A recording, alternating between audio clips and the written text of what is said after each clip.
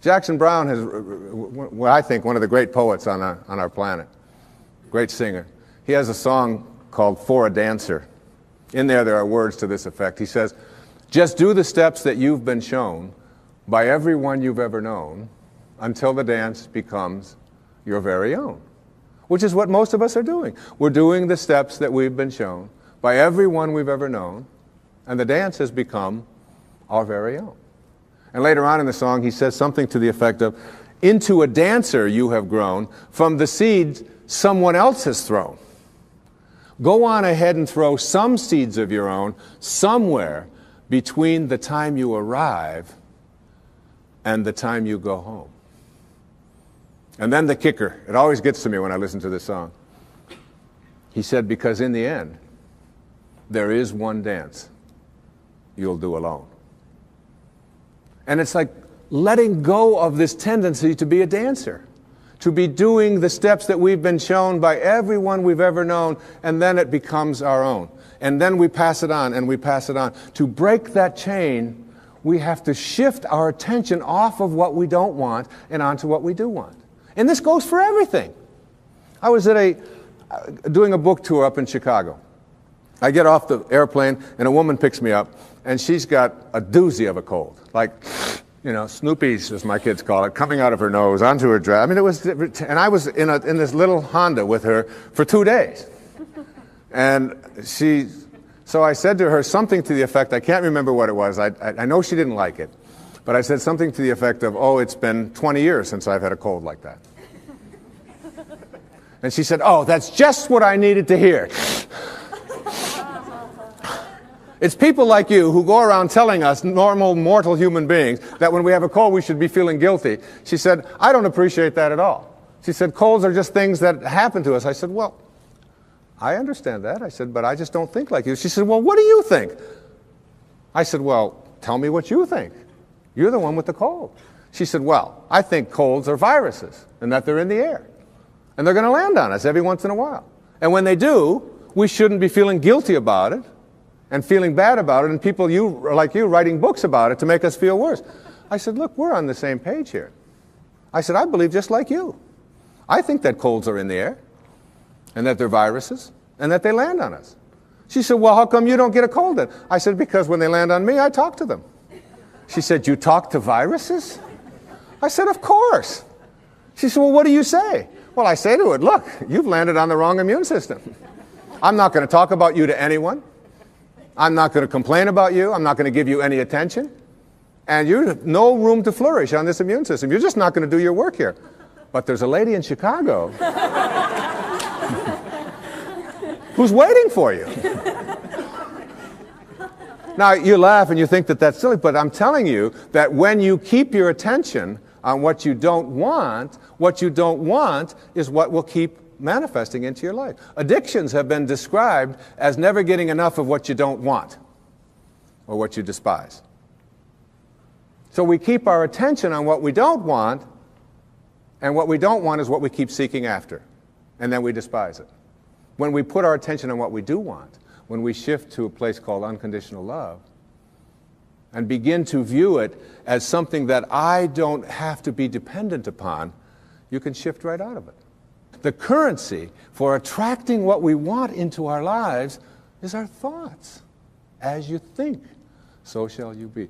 Begin to place them on what it is that you want, and you'll start seeing it shift over and over again. And people who are terrific at getting what they want, you start getting inside of their head and say, what do you think like? How are you organized in here? And you know what they always say? I never, ever allow my thoughts on anything that I don't want. And no matter who out there is saying, yes, but you can't do this, yes, but you can't do that, I never allow that kind of energy. I shift away from that energy instantly. That's what separates great masters from ordinary human awareness. I have been talking during this program about a consciousness, an awareness, a level of functioning or living or thinking which involves something that I call spirituality. It isn't restricted in any religious way. It is a divine intelligence, an organizing intelligence that is everywhere at once. Some people call it God. Some people call it soul. Some call it spirit. Back in the times of slavery, there was a young man. His name was John Newton. He was 23 years old. And he had what is called in Japanese, it's called, excuse my Japanese, but it's called satori. I'd love to say that. Satori, S-A-T-O-R-I. And it means instant awakening. The idea that you can create something in your life now. In Zen, they have a proverb that says, when the student is ready, the teachers will appear. So it's just being ready. And so you don't have to go through this long, involved process to get to enlightenment where you get it 5 minutes before you die. Instead, you can have it when you are ready. The Native Americans, they have a word called natohi in the Aleut Indians. Natohi. And it means great seeing. Like I don't see, and boom, there it is. I see. And it's like in a dream when you just have this awakening, this light goes off and you just know. It's intuition, if you will. Intuition has been described as, if prayer is you talking to God, then intuition is God talking to you. It's like hearing that voice, and you know it. And John Newton, this 23-year-old sea captain, had a ship full of human cargo that he was bringing from the west coast of Africa to the New World as slaves. And he had this satori, this awakening.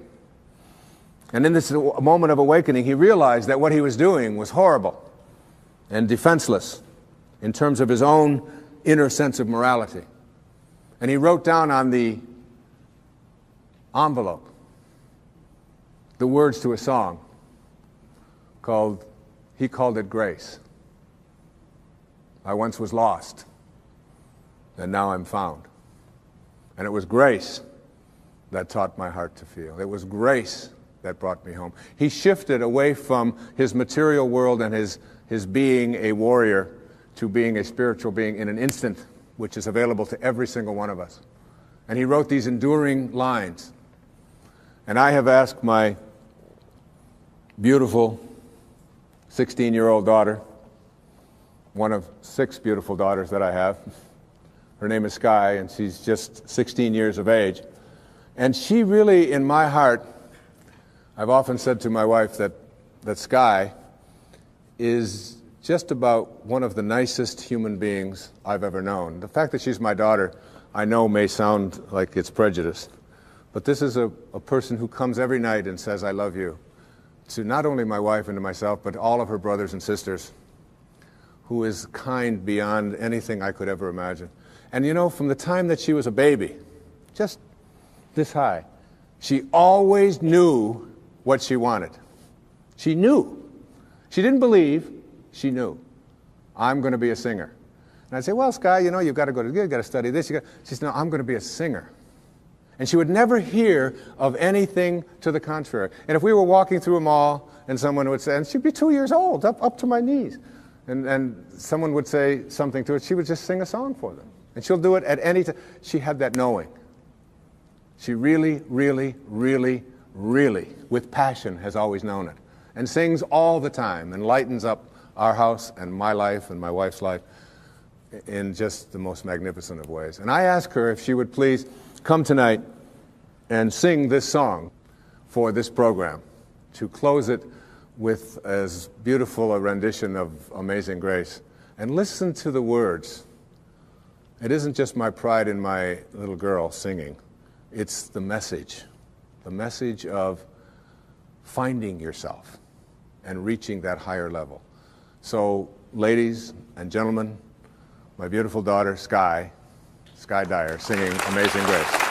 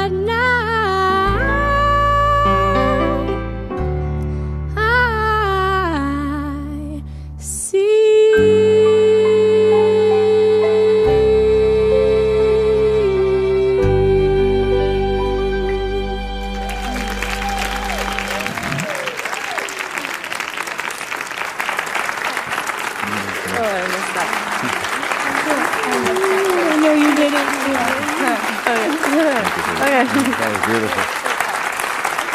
My wife.